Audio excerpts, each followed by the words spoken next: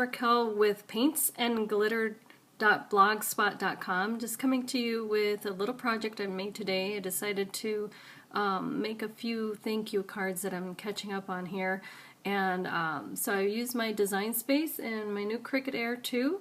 And I just wanted to show you guys how this turned out. What you see on the screen here is just Design Space, the Floral Thanks card, which is one of the Access projects that you can select Make It Now and make it just as is. I added a few things, so I'll show you what I made.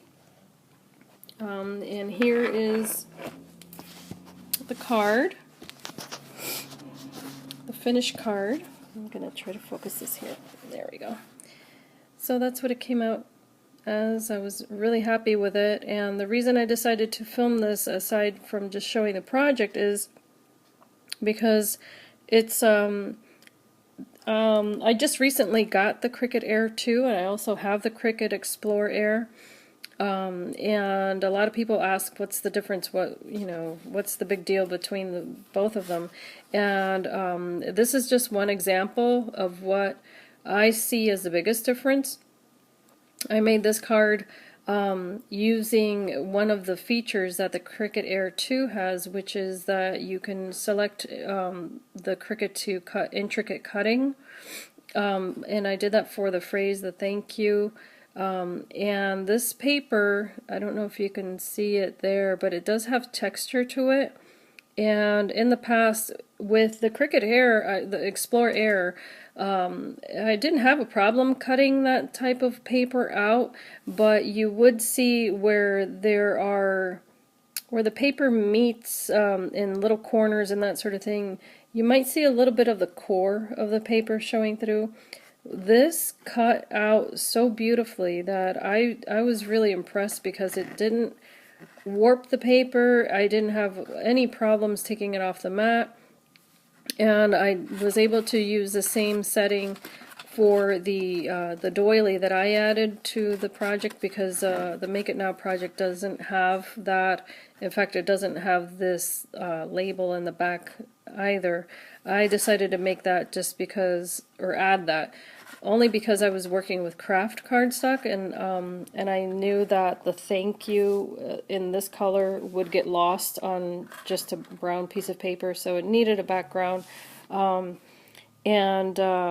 So I cut that doily out of the same paper, and again, no problems whatsoever. I just was really happy with that, because a lot of times what happens is that when you have paper that has more than one directional weave or texture, the blade will get caught in that when it's going back and forth, and then it doesn't give you a very clean cut all the time, unless you cut it as a large image. And this may look large on the screen, but this is in fact not very big at all. The card measures, let's see here, this is yes, a 5-inch wide card, but the actual lettering, if you look through this ruler, the width of the actual letters is only about 1/16 of an inch.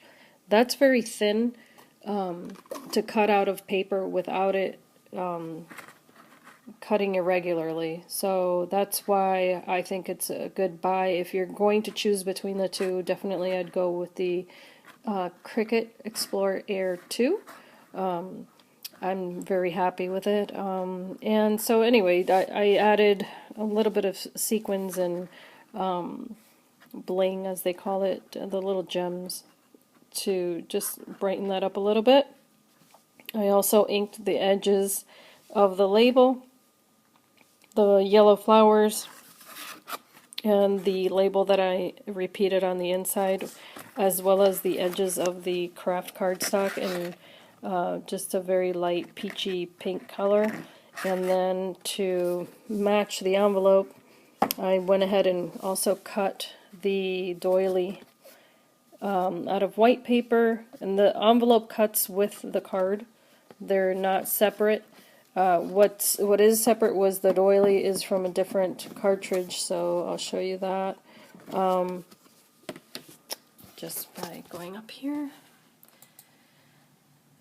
So when you bring this project to your mat, I just wanted to show you this because this is what you see on Design Space. And I apologize for the camera moving so much. But when you bring it to your mat, it's all grouped together. What I did was I ungrouped it just to move it around. I wanted to see how this would look. Let's see here. This on the side, if you're not familiar with the menu here on Design Space, this just allows you to see the different layers. It allows you to see the functions of what's going to happen with those layers, whether it be cutting. This image is score and cut. It tells you what is attached, meaning what is a group set. It also allows you to edit certain, for instance, if I wanted an exact size of this, since it is selected and you see that with the X and these other little features here, you can edit each piece, but this video is not about that, so I'm not going to get into that. But these little 3 dots here allow me to close that up and show you a bigger screen here. So as I said before, it comes with the envelope. These little stitching lines mean it's going to score that. This is the actual card, the sentiment, and then it cut all of these little pieces. Now that was another thing, was that when I cut those out, just out of habit, I was expecting at least one of them to be ruined. Not one of them cut irregularly or anything like that. And it's not to give Cricut a bad reputation or anything. I've learned throughout the years that some papers are better than others in the machines. The higher quality of the paper, the better it cuts. There's, you know, if you get a very well saturated colored paper, depending on the brand, it's either going to cut like butter or it's not going to be very good at all. It really just depends, but in any case, I was really happy with that. And what I did was I added this label here, which if I go back to that menu that I closed up, if I select that, then you can see here that's called the note card or a note card, and if I click on this information tab here, it'll say that that one's from Gypsy Wanderings, which I had that from years ago. I don't even remember when I got that. And then the doily, which I really like to use because it cuts out, I mean, this is a pretty intricate cut in my opinion, without any, I mean, it's just perfect, I guess. That's the only word I can think of. I'm really happy with how that cut out. And it was the first try. That was just a regular piece of paper that I inked.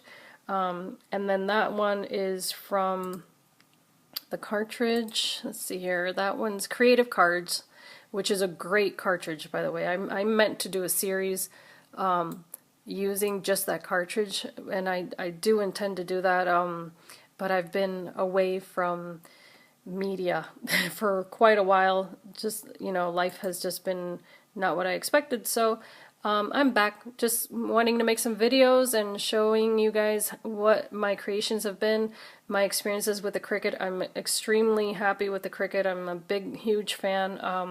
I think they've come a long way since the beginning, and yes, I've had every single Cricut machine, so I've used them all and I own them all. So except for the one that printed paper, I never wanted to get in the Imagine. No, I have enough imagination of my own, so I didn't need that. But I'm also tinkering around with the flowers, so I'm hoping to do some projects with that. This was I always do a mistake project on purpose, just to make all the errors that I can on it, just to play around and see what is it that this is going to do, you know, what kind of paper do I want to use. So I like doing that. I like that about the Cricut as well, that I can try things out and see if it's something that's for me or not with the Cricut Access without having to buy cartridges like in the past where you would have to buy the cartridge. So I guess that's my timer.